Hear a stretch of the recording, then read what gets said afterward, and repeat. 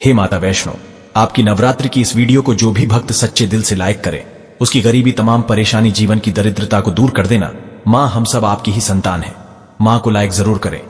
दोस्तों, 2024 में इस साल माँ दुर्गा हाथी पर नहीं बल्कि पालकी में सवार होकर पृथ्वी लोक पे पधारेंगी।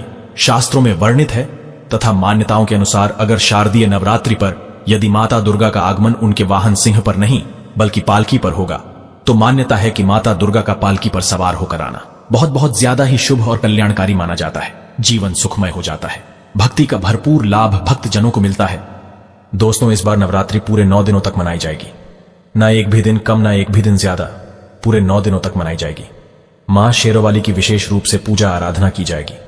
शारदीय नवरात्रि का महापर्व इस बार 2024 में 3 अक्टूबर दिन गुरुवार से शुरू होकर 12 अक्टूबर शनिवार के दिन समाप्त होंगे।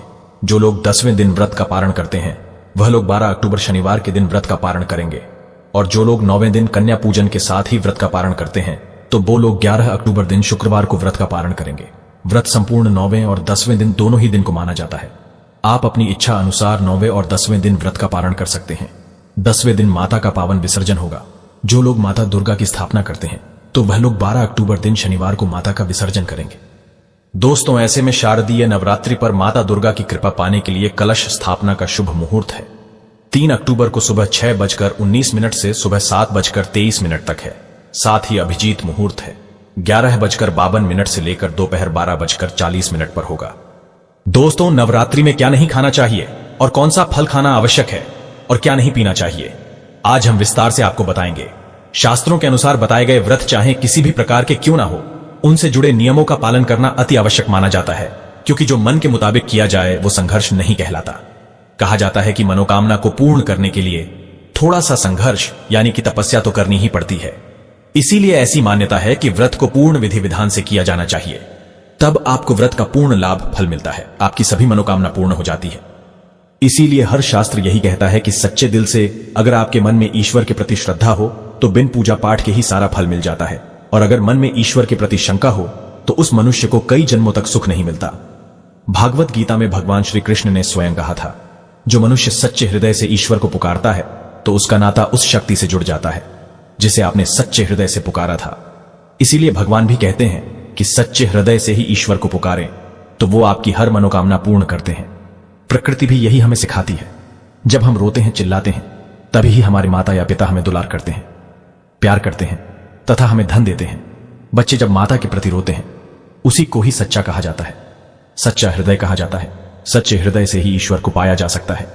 सच्चा मन है तो हर चीज शुद्ध और पवित्र लगती है, वातावरण सुगंधित और पवित्र हो जाता है। कई लोग ऐसे हैं जो भगवान के सामने घंटों पूजा पाठ करते हैं तथा रोते हैं, फिर भी भगवान उनकी कभी नहीं सुनता। दरअसल जब आप सच्चे मन से ईश्वर को पुकारते ही नहीं हैं तो भला वो आपकी पुकार कैसे सुनेंगे। दोस्तों, ये तो थी वो बातें जो भक्त और ईश्वर के बीच की हैं। अब हम जानते हैं नवरात्रों के दौरान क्या नहीं खाना चाहिए और क्या नहीं पीना चाहिए, और कौन सा फल खाने से व्रत संपूर्ण और सफल हो जाता है। दोस्तों, हमारे चैनल को सब्सक्राइब जरूर करें और इस बेल आइकॉन को दबाना ना भूलें। तो आइए शुरू करते हैं। दोस्तों, नवरात्रि के दिन सेब जरूर खाना चाहिए। शास्त्रों में बताया जाता है कि भगवान के भोग में सेब आदि जरूर अर्पित किया जाता है। अगर आपका व्रत है तो आपको सेब जरूर खाना चाहिए। केला, पपीता, तरबूज और मीठे अंगूर जरूर खाना चाहिए। इन फलों से व्रतधारी को शक्ति मिलती है और व्रत संपूर्ण हो जाता है। शास्त्रों में बताया जाता है कि नवरात्रों के दिनों में सीताफल जरूर खाना चाहिए। सीताफल खाने से 10 ऐसी बीमारियां हैं जो खत्म हो जाती है। माना जाता है कि नवरात्रों के दिनों में सीताफल का घर में प्रवेश होना बड़ा ही शुभ माना गया है। सीताफल खाने से नवरात्रि का व्रत सफल हो जाता है, क्योंकि इसमें माता सीता का आशीर्वाद मिला हुआ होता है। नवरात्रि के दौरान इसे जो भी खाता है उसे दुखों का सामना नहीं करना पड़ता। सीताफल आपको जरूर खाना चाहिए। दोस्तों, नवरात्रों में व्रतधारी को डब्बा में जो बंद लस्सी, डब्बा बंद जूस नहीं पीना चाहिए। उसमें कई केमिकल मिले होते हैं जिसके कारण आपका व्रत टूट सकता है। जब भी आप फलों का जूस पिएं तो याद रखें उसमें नमक ना डालें, नहीं तो व्रत टूट जाएगा। साथ ही साथ जूस में बर्फ भी नहीं डालना चाहिए। फलों का सादा जूस पीने से व्रत सफल होता है। दोस्तों, नवरात्रि के दौरान सिंगाड़े का आटा या कुत्तू का आटा खाने से पहले यह देख ले कि आटा पुराना नहीं होना चाहिए, क्योंकि पुराने आटे में कीड़े वगैरह पड़ जाते हैं जिसके कारण आपका व्रत टूट सकता है, क्योंकि ये छोटे छोटे कीड़े हमें दिखाई नहीं देते और आपके मुंह तक पहुंच जाते हैं। ऐसा आटा खाना मतलब कीड़े मकोड़े का मांस खाने के बराबर माना गया है। नवरात्रि के दौरान आप शाम के समय खाने में दही ले सकते हैं, आलू वगैरह खा सकते हैं, साबूदाने की टिक्कियां बनाकर खा सकते हैं, साबूदाने के और आलू के पापड़ भी खा सकते हैं। कई सब्जियां तो ऐसी हैं जो नवरात्रि के दौरान भोजन में शामिल कर सकते हैं। इससे आपको एनर्जी मिलेगी और व्रत सफल हो जाएगा। नवरात्रि के दौरान आप दूध पी सकते हैं जो आपको ताकत देगा। चाय वगैरह भी पी सकते हैं, लेकिन याद रहे उसमें नमक ना डालें। एक बात का ध्यान रहे, व्रतधारी को पेट भर खाना यानी गले तक भोजन नहीं करना चाहिए, नहीं तो व्रत रखने का कोई भी फायदा नहीं होगा। थोड़ा थोड़ा खा सकते हैं। दोस्तों, नवरात्रि के 9 दिन आदि शक्ति मां दुर्गा को समर्पित होते हैं। नवरात्रि के 9 दिन माता रानी के 9 अलग अलग स्वरूपों का पूजन किया जाता है। नवरात्रि के 9 दिनों में माता रानी को अलग अलग स्वरूप के हिसाब से अलग अलग पुष्प, अलग अलग भोग अर्पित किए जाते हैं। लेकिन क्या आप जानते हैं, कुछ ऐसी वस्तु है जिन्हें नवरात्रि के दौरान भूलकर भी माता रानी को अर्पित नहीं करना चाहिए। अगर इन वस्तुओं को आप गलती से भी माता रानी को अर्पित कर देते हैं तो आपको व्रत और पूजन का पूर्ण लाभ नहीं होगा। इसीलिए माता रानी की कृपा प्राप्त करने के लिए आपको यह जानना अति आवश्यक है कि वो कौन सी ऐसी वस्तु है जो माता रानी के पूजन में भूलकर भी इस्तेमाल नहीं करना चाहिए। तो आइए मां का जयकारा लगाते हुए वीडियो को शुरू करते हैं। दोस्तों, नंबर 1, नवरात्रि के दौरान शादीशुदा महिलाओं को सफेद कपड़े पहनकर पूजा पाठ नहीं चाहिए। साथ ही साथ काले कपड़े भी नहीं पहनना चाहिए। इससे पूजा, व्रत आदि खंडित हो जाते हैं। माता की चौकी जब आप लगाए तो उसके नीचे कागज नहीं लगाना चाहिए। माता की चौकी हमेशा लाल कपड़ा बिछाकर ही बनानी चाहिए। हमेशा याद रहे, नवरात्रों के इन 9 दिनों तक व्रतधारी को अपना आसन मां की चौकी के आगे ही लगाना चाहिए और वहीं पर आपको सोना चाहिए। मंदिर को नवरात्रों के दौरान अकेला नहीं छोड़ा जाता, बहुत ही अशुभ माना जाता है। इससे दुर्गा माता नाराज हो जाती है और हमेशा के लिए चली जाती है। दोस्तों, नंबर 2, नारियल। हिंदू धर्म में नारियल को समृद्धि, धन, श्रद्धा और सम्मान का सूचक माना जाता है। नारियल को श्रीफल भी कहा जाता है। नारियल को सुख समृद्धि में वृद्धि करने वाला माना जाता है। नारियल का हर मांगलिक कार्य में विशेष महत्व होता है। जैसे कि आप सभी जानते हैं कि माता रानी के कई मंदिरों में नारियल से बलि भी दी जाती है और माता रानी के पूजन में नारियल का इस्तेमाल हम सभी करते हैं। खासकर कलश की स्थापना नारियल रखकर ही की जाती है।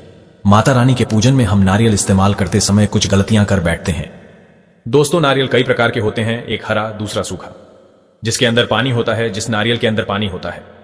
माता रानी के पूजन में सदैव पानी वाला और जटा वाला नारियल ही इस्तेमाल करें। नारियल पूर्ण होना चाहिए। नारियल चटका हुआ या टूटा हुआ नहीं होना चाहिए, क्योंकि साबुत नारियल ही पूर्ण और पवित्रता का प्रतीक होता है। साबुत नारियल ही सुख समृद्धि का प्रतीक होता है। साबुत नारियल को ही श्रीफल यानी कि मां लक्ष्मी का फल कहा जाता है। नवरात्रि में माता रानी के कलश की स्थापना करते समय जटा वाला यानी पानी वाला नारियल ही कलश पर स्थापित करना चाहिए। दोस्तों, साथ ही यह ध्यान रखना चाहिए कि नारियल को सदैव कलश के ऊपर लेटाकर रखना चाहिए। घट स्थापना करते समय कभी भी नारियल को खड़ा करके नहीं रखा जाता। नारियल को सदैव लेटाकर कलश के ऊपर रखा जाता है। साथ ही नारियल को स्थापित करने से पहले आप नारियल को लाल कपड़े में लपेटकर उस पर और फिर लाल चुंदरी उड़ाकर आप नारियल को कलश के ऊपर स्थापित करें। शास्त्रों के अनुसार कलश के ऊपर जब सही तरीके से नारियल रखा जाता है और सही प्रकार का नारियल रखा जाता है, तभी व्रत और पूजन का पूर्ण फल प्राप्त होता है। यह भी ध्यान रहे कि महिलाएं माता रानी को नारियल अर्पित तो कर सकती हैं, लेकिन कभी भी माता रानी के सामने नारियल को भूलकर भी ना तोड़े, क्योंकि नारियल बीज रूप होता है और स्त्रियों बीज रूप से ही शिशु को जन्म देती है। इसीलिए कभी भी महिलाओं को नारियल नहीं तोड़ना चाहिए। दोस्तों, नंबर 3, लौंग। लौंग हम सभी माता रानी के पूजन में इस्तेमाल करते हैं, लेकिन लौंग का इस्तेमाल करते समय एक बहुत बड़ी गलती कर बैठते हैं। हमेशा ध्यान रखना चाहिए कि माता रानी को सदैव फूल वाली लौंग ही अर्पित करना चाहिए। जिस लौंग के ऊपर फूल नहीं होता या फिर जिस लौंग के पीछे लकड़ी की डंडी नहीं होती, उसको आप माता रानी के पूजन में भूलकर भी इस्तेमाल ना करें।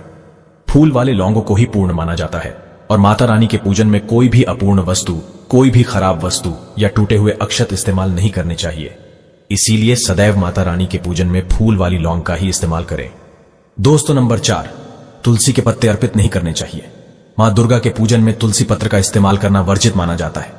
तुलसी पत्र के अलावा आंवला भी माता रानी को अर्पित नहीं करना चाहिए और दुर्बा भी माता रानी को अर्पित नहीं करना चाहिए। दुर्बा भगवान श्री गणेश को अति प्रिय है। नवरात्रि में आप भगवान गणेश को दुर्बा अर्पित कर सकते हैं। भगवान विष्णु जी को तुलसी के पत्ते अवश्य अर्पित कर सकते हैं, लेकिन माता रानी को भूलकर भी तुलसी के पत्ते या दुर्बा अर्पित ना करें। माता रानी को सफेद फूल भी अर्पित न करें। माता रानी को सदैव लाल रंग के फूल अर्पित करने चाहिए। लाल रंग के फूल माता रानी को अति प्रिय है। खासकर माता को गुड़हल और कमल के फूल अति प्रिय है। शास्त्रों में बताया जाता है कि घर में माता रानी की 2 या 3 मूर्तियां या फोटो नहीं होनी चाहिए। इस बात का भी आप विशेष ध्यान रखें कि माता रानी के पूजन में कोई भी खंडित चीज इस्तेमाल न करें।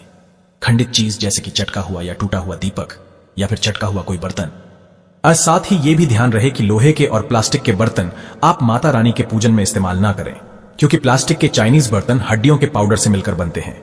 ऐसा ना करें, ऐसे बर्तनों को माता रानी के पूजन से सदैव दूर रखें। माता रानी को जो पुष्प अर्पित कर रही हैं, उन्हें सूंघे नहीं। सूंघे हुए फूल या गिरे हुए फूल या फिर मुरझाए हुए फूल माता को अर्पित ना करें। दोस्तों, कमेंट बॉक्स में लिखे जय माता दी। जानकारी पसंद आए तो एक लाइक तो बनता है।